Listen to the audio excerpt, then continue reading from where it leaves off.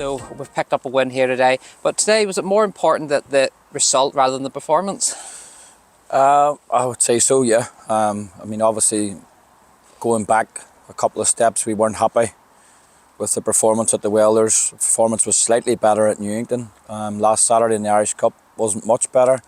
And then on Tuesday night, as I said, I didn't think there was much in it, and a draw was probably a fair result. But today, I think it's one of them things where when you're playing guys that are fighting for points, they're going to try and park the bus, if you want to call it that, and try and frustrate you as much as they can. And to be fair to Knockbreda, they did that, and then they had a couple of wee passages of play as well. But I think overall we dominated possession from start to finish, bar a couple of set pieces and things. But I think it was just frustrating. We had a lot of the ball, and in the final third we were just sort of a wee bit negative and indecisive and making the wrong decisions. But as I said, Tuesday night we got nothing when we deserved something, and today we got 3 points, and more importantly a clean sheet.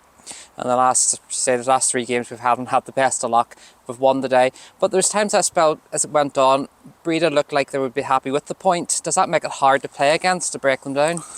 Of course it does, and I think that's regardless of who the opposition is. When it's nip and tuck like that and there's not much in the game, obviously the longer it goes, the more frustrated we could see our boys getting. And we changed formation again, and we changed personnel and tried to make the subs to help us get into that last third and help us get the breakthrough. And obviously it's one of the old stalwarts coming on there, Willie, who gets the breakthrough. We had a couple of chances before that where Lee was clean through, and probably just lack of matches in the last few weeks stopped him from scoring. Then Jake hits a crossbar as well, but at the end of the day, we didn't care who scored as long as we got the 3 points. As you said about Willie Faulkner there, he came on and he changed the game, but that's what he does, and he really took his chance well.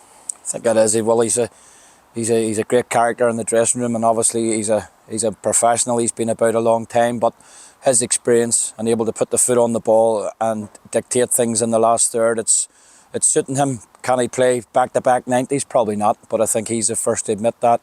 And as I say, he's a valuable part of the squad, and that's what it is. It's a full squad game. Obviously, a new guy, Dale, was on the bench here today, and hopefully we'll get 1 or 2 more in the door at the start of the week. You said there'd be new faces coming in, but next up is Bangor. Bangor, people are saying they're surprised Bangor, but I think realistically looking at Bangor, they were always going to be fighting for it this season. That's going to be a tough one on Friday. They're all tough. Of course they're all tough, and I would say Bangor, I mean, when you look at the top 6 there's not a massive amount of points between the top 6. Bangor have got decent players. Fino and Dougie have done extremely well.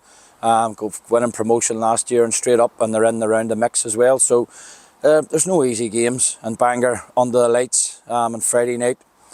Well, we'll see where we are, and we'll see what new faces we can bring in the next few days, and we'll hopefully go again and start of a new run after the 1-0 today. Thank you very much.